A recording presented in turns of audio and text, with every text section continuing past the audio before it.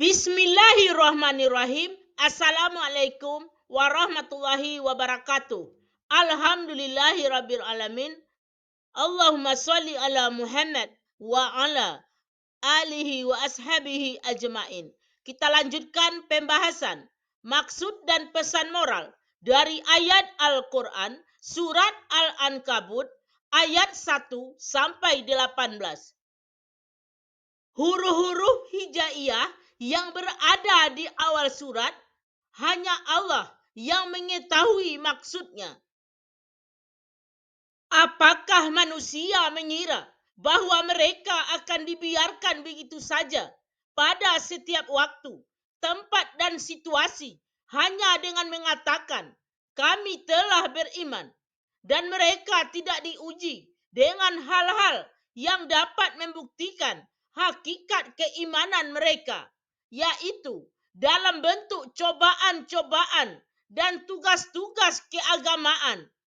Bahkan mereka harus diuji dengan hal-hal seperti itu. Allah berfirman, kami bersumpah bahwa kami telah menguji orang-orang sebelum umat Nabi Muhammad dengan tugas-tugas keagamaan dan bermacam nikmat dan cobaan agar tampak perbedaan antara orang-orang yang benar-benar beriman dan berdusta sesuai dengan apa yang diketahuinya berdasarkan ilmunya yang azali.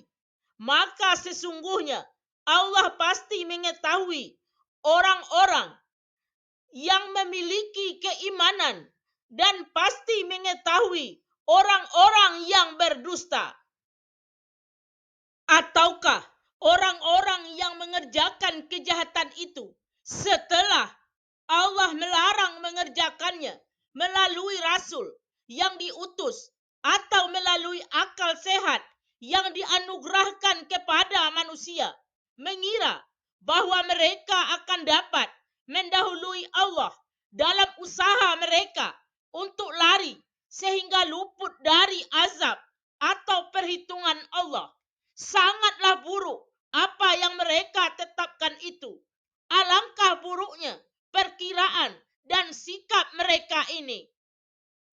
Allah mengisyaratkan anugerahnya kepada yang taat dengan firman-Nya, barang siapa yang beriman kepada kebangkitan dan mengharap pertemuan dengan Allah, maka bergegaslah mengerjakan amal soleh, karena sesungguhnya waktu yang dijanjikan Allah pasti datang, dan Allah Maha mendengar perkataan hamba-Nya, Maha mengetahui perbuatan mereka.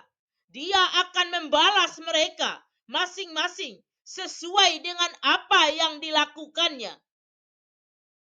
Dan barang siapa berjihad dengan mencurahkan segala kemampuannya untuk meninggikan kalimat Allah dan mengorbankan diri dengan selalu sabar dalam melakukan ketaatan kepada Allah, maka sesungguhnya pahala, manfaat dan kebaikan jihadnya itu adalah untuk dirinya sendiri.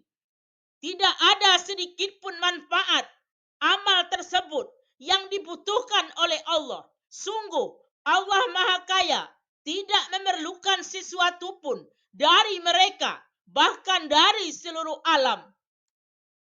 Orang yang beriman kepada Allah dan Rasul-Nya dengan iman yang benar dan tidak kafir atau murtad, walaupun diuji dengan berbagai cobaan dan membuktikan keimanannya dengan mengerjakan kebaikan, maka Allah akan mengampuni dosanya dan menghapus kesalahannya yang telah lalu, dan mereka akan diberi pahala berlipat ganda mulai dari 10 hingga 700, bahkan tidak terbatas, dan balasan yang lebih baik dari apa yang mereka kerjakan. Allah berfirman, kami wajibkan kepada manusia agar berbakti dengan berbuat kebaikan sebanyak-banyaknya kepada kedua orang tuanya dan mentaati keduanya. Dan jika keduanya bersungguh-sungguh memaksamu untuk mempersekutukan aku atau melakukan maksiat dalam bentuk apapun dengan sesuatu yang engkau tidak mempunyai ilmu tentang itu atau tidak dapat diterima oleh akal sehat, maka janganlah engkau taati keduanya. Ketaatan kepada manusia tidak boleh dalam bentuk maksiat atau durhaka kepada Tuhan. Hanya kepadaku tempat kembalimu pada hari kiamat, dan akan aku beritakan secara rinci kepadamu apa yang telah kamu kerjakan selama di dunia untuk mendapatkan balasan. Dan orang-orang yang beriman dan membuktikan keimanannya itu dengan mengerjakan kebaikan, mereka pasti akan kami masukkan mereka ke dalam golongan orang yang soleh yang akan mendapatkan kenikmatan di surga. Allah berfirman menjelaskan tentang sifat orang munafik yang mengaku beriman, namun iman belum berakar di dalam hatinya, sehingga bila mendapat gangguan dan penganiayaan di dunia, mereka anggap sebagai tanda murka Allah kepada mereka, dan berbaliklah mereka meninggalkan iman dan Islam. Akan tetapi, bila datang pertolongan Allah, wahai Nabi Muhammad, berupa kemenangan yang menghasilkan barang rampasan perang, maka mereka akan berkata kepadamu, hai Muhammad, sesungguhnya kami adalah saudara-saudaramu seagama dan menyertaimu. Bukankah Allah lebih tahu tentang isi dada mereka, bahwa mereka itu sesungguhnya hanya lahir saja orang beriman. Allah mengetahui mana orang yang benar-benar mukmin dan mana yang munafik. Orang kafir Quraisy berkata kepada orang yang beriman, kembalilah kamu kepada agama kami dan tinggalkanlah agama yang baru itu dan ikutilah jalan kami. Kamu tidak usah khawatir, kami akan memikul dosa-dosa kamu. Padahal mereka sendiri tidak sedikit pun sanggup memikul dosa-dosa mereka, karena tidak seorang pun yang dapat memikul dan menanggung dosa orang lain. Mereka itu adalah orang pendusta belaka.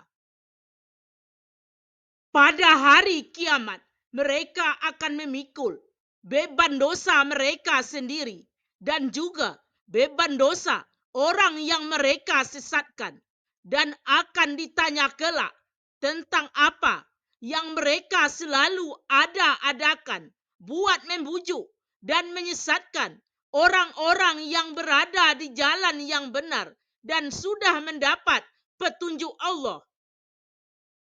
Allah berfirman, kami telah mengutus Nabi Nuh kepada kaumnya untuk menyeru mereka ke ajaran tauhid dan menyampaikan risalah ketuhanan, dan hidup bersama kaumnya selama 950 tahun.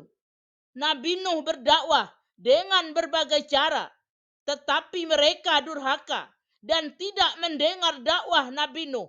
Kemudian mereka diazab oleh Allah dengan banjir besar karena mereka termasuk orang yang zalim dengan kekufuran mereka.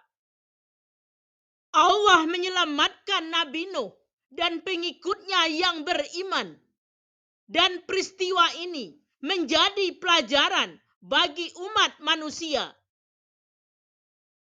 Selain Nabi Nuh, Nabi Ibrahim juga mengalami hal yang sama.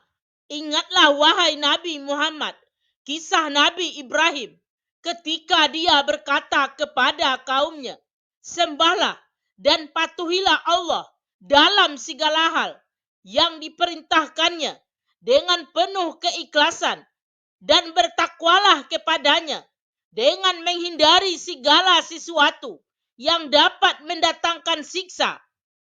Demikian itu, yakni kepatuhan dan ketakwaan lebih baik bagimu daripada kekufuran. Jika kamu mengetahui apa yang baik dan buruk bagimu. Nabi Ibrahim berkata, berhala yang kamu sembah tidak dapat mendatangkan manfaat atau mudarat. Kamu sendirilah yang mempertuhan berhala dengan memberi nama, padahal semua itu makhluk Tuhan seperti kamu. Berhala itu tidak mampu memberi rezeki. Hanya Allah yang patut engkau memohon rezeki kepadanya, mengucapkan syukur dan pujian. Allah berfirman, jika engkau wahai Nabi Muhammad didustakan oleh kaummu, maka telah didustakan sebelummu rasul-rasul yang telah diutus mengalami hal yang sama seperti dirimu. Dan kewajiban seorang rasul hanyalah menyampaikan risalahku kepada hamba-hambaku. Sedangkan mengenai hidayah dan kesesatan adalah menjadi urusanku. Pelajaran yang dapat diambil dari surat Al-Ankabut ayat 1 sampai 18. Yang pertama, orang-orang yang beriman akan diuji keimanannya oleh Allah sehingga diketahui mana orang yang benar-benar beriman dan mana yang pura-pura beriman. Dan bagi orang yang beriman diperintahkan oleh Allah untuk melaksanakan kebaikan dan amal soleh. Bagi mereka balasannya adalah surga.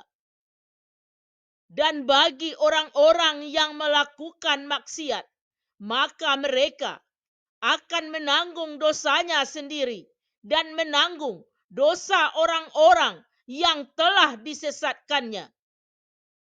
Yang kedua, Nabi terdahulu diutus oleh Allah untuk mengajak kaumnya mengesahkan Allah. Tetapi sedikit sekali mereka yang beriman. Seperti Nabi Muhammad SAW ketika berdakwah, sedikit sekali penduduk Mekah yang mau menerima risalahnya. Demikianlah maksud dan pesan moral dari ayat Al-Quran surat Al-Ankabut ayat 1 sampai 18. Alhamdulillahirabbil alamin. Assalamualaikum warahmatullahi wabarakatuh.